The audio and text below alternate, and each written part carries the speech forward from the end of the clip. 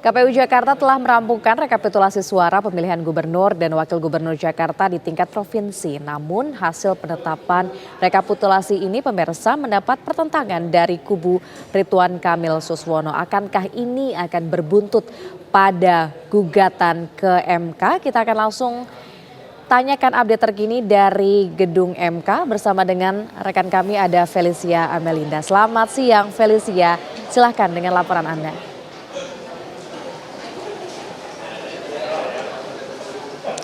Ya, Fahada dan juga pemirsa, benar sekali bahwa KPU DKI Jakarta kemarin, hari Minggu kemarin telah menetapkan atau telah menyelesaikan hasil rekapitulasi suara Pilkada Jakarta 2024. Dan dari hasil rekapitulasi tersebut, KPU DKI Jakarta telah menetapkan pasangan nomor urut 3 yakni Pramono Anung dan juga Rano Karno atau Sidul sebagai peraih suara terbanyak pada Pilkada Jakarta, yakni sebanyak total lebih dari 2.100.000 suara atau sekitar 50,07%.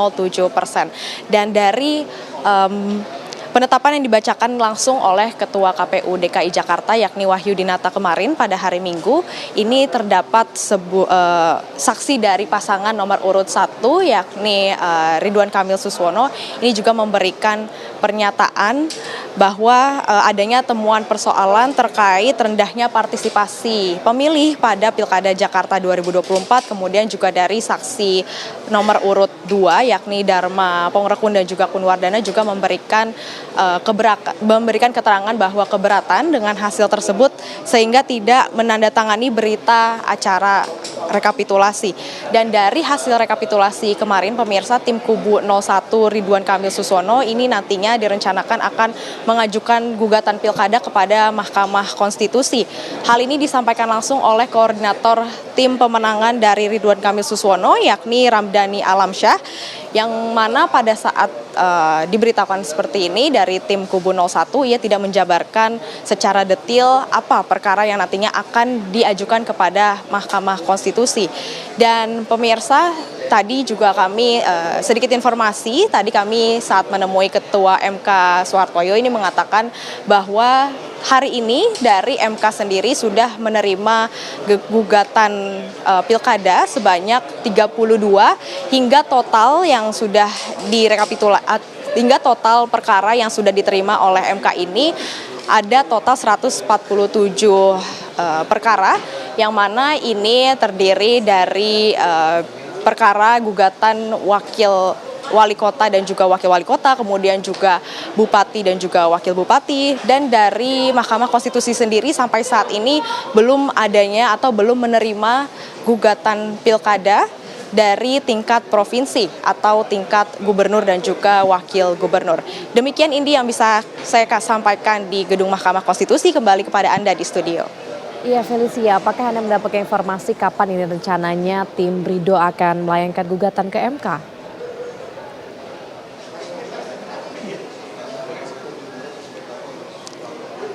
Ya, Indi dan juga pemirsa, untuk informasi yang kami dapatkan menurut informasinya, ini memang tim pemenangan dari tim Ridho sendiri rencananya akan mengajukan gugatan kepada Mahkamah Konstitusi ini paling lama pada hari Rabu esok, sehingga masih belum ada keterangan lebih detail dari tim pemenangan Ridwan Kamil dan juga Suswono apakah nantinya gugatan akan dilayangkan pada hari ini atau Selasa atau Rabu, sehingga sampai saat ini kami masih menunggu informasi lanjutan dan juga masih menunggu kedatangan dari tim 01 untuk melayangkan gugatan pilkada kepada Mahkamah Konstitusi. Saya kembalikan lagi kepada studio. Baik, terima kasih atas informasinya. Felicia Amelinda mengabarkan langsung dari gedung Mahkamah Konstitusi Jakarta. Pemirsa, KPU Jakarta telah merampungkan rekapitulasi suara pemilihan gubernur dan wakil gubernur Jakarta di tingkat provinsi. Namun hasil penetapan rekapitulasi ini mendapatkan pertentangan dari kubu Ridwan Kamil Suswono. Akankah ini akan berbuntut ke gugatan ke MK?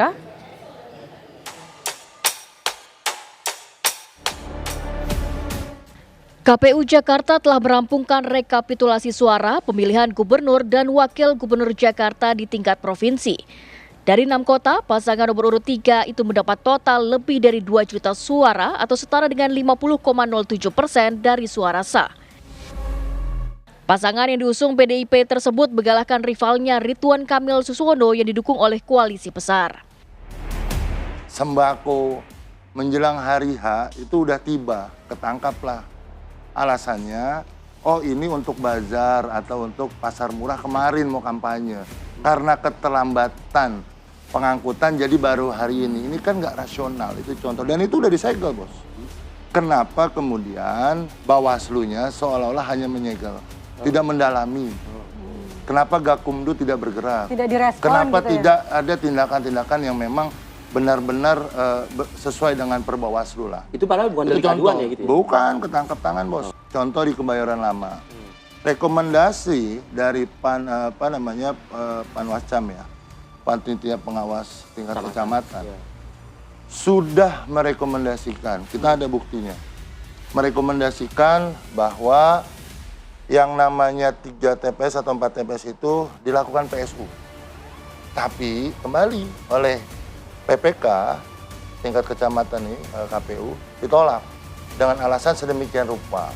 Nah bahkan ini menjadi polemik. Mana yang diikuti keputusan tersebut? Keputusan yang di atasnya lagi? Ditolak, Pak. Jadi rekomendasi dari Panwas Kecamatan kepada PPK Kecamatan Kebayoran Lama terhadap PSU di 4 TPS itu KPU tolak di tingkat kecamatan. Kenapa? Alasannya tidak sesuai prosedur dan sebagainya dan sebagainya. Itu temuan, Pak, yang dilakukan oleh Panwas sendiri. Tudingan-tudingan itu kan merupakan hak ya dari pihak-pihak yang merasa hal tersebut terjadi. Namun kalau seandainya contohnya tadi yang disampaikan oleh Bang Ramdan, persoalan C6 itu sendiri, ya kita melihat bahwa undangan itu kan bukan merupakan persyaratan untuk memilih. Saya juga tidak ingin banyak mengomentari tentang ruang lingkup hal-hal apa saja yang sudah dilakukan oleh KPUD, karena kan memang itu sudah ranah KPUD untuk mengomentari. Namun kita juga harus mengingat bahwa selama ini terdapat banyak upaya yang dapat dilakukan untuk memilih, walaupun tanpa adanya undangan C6 itu sendiri. Salah satunya itu dengan adanya cek DPT online yang tersedia oleh KPUD. Dan juga kita harus mengingat bahwa terdapat banyak pemilih yang memang tidak mendapatkan C6 namun tetap bisa mencoblos dengan KTP di masing-masing TPS terkait. Dan itu menurut kami juga sudah terakomodir dengan baik oleh KPPS setempat. Kami juga sebetulnya cukup bingung ya apakah memang itu tudingannya seperti apa. Karena memang kita sudah menelusuri, kita sudah memeriksa, itu kita juga bisa memastikan itu bukan dari tim pemenangan. Memang dari sebagian itu mungkin ada beberapa oknum ataupun relawan. Tapi sekali lagi di sini ketika kami melihat hal tersebut, kita tegas, kita berkooperatif dengan aparat penegak hukum sesuai dengan rekomendasi dari Bawaslu dan juga aparat keamanan. Dan ketika itu sudah ditentukan, hasilnya seperti apa, kami jalani. Kontestasi politik Pilkada Jakarta 2024 memberikan banyak kejutan dengan terjadinya pergeseran kekuatan dukungan. Namun hasil penetapan rekapitulasi ini mendapat pertentangan dari kubu Ridwan Kamil Suswono. Kuasa hukum dari tim pasangan calon gubernur dan wakil gubernur Jakarta nomor urut 1 itu meninggalkan tempat rekapitulasi secara tiba-tiba saat rapat pleno penghitungan suara berlangsung. Pilkada itu dilaksanakan secara transparan dan akuntabel. Ekspresi kemarahan itu bisa disampaikan dalam banyak hal, bisa demo, bisa protes, bisa tidak tanda tangan BAP dan seterusnya. Tapi kan kita tahu bahwa dalam nomenklatur Undang-Undang Pilkada itu disebutkan bahwa kalau setelah pencoblosan itu dilakukan, kalau ada hal-hal yang mesti harus dipersoalkan, memang Mahkamah Konstitusi jalur terakhirnya.